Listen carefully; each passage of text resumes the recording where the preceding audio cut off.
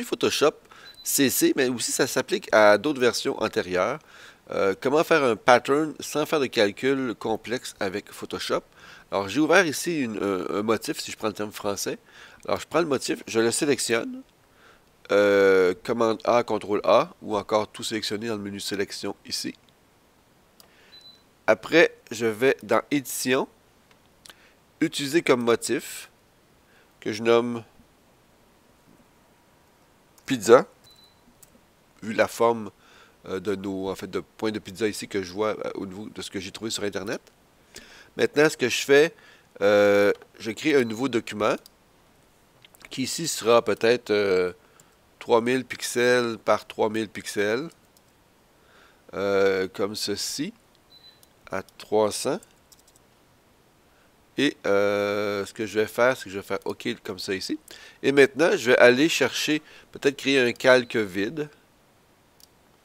Et aller chercher Édition, Remplir, avec la fonction motif, comme ceci. Et fusion, non, de base, simplement motif comme ça. Je prends tel quel. Là, en fait, je choisis en fait le motif que je choisis, en fait, que j'ai créé. Alors, ici, si je prends celui-ci, ou celui-ci, ou celui-ci, le dernier, ça devrait être celui-là. Je fais OK. C'est pas le bon. Attendez une seconde.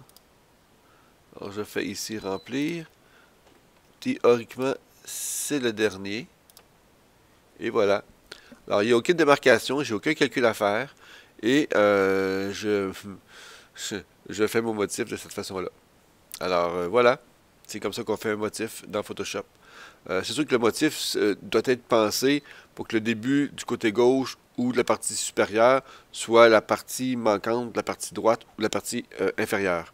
Alors, si on fait une vraie tuile, sinon, il faut absolument que le dessin soit complet à l'intérieur de la forme. Et ici, on voit bien que la pointe qui manque ici est une pointe qui est présente de l'autre côté. Alors, ce qui fait que le motif est complet de cette façon. Alors, à votre tour d'essayer.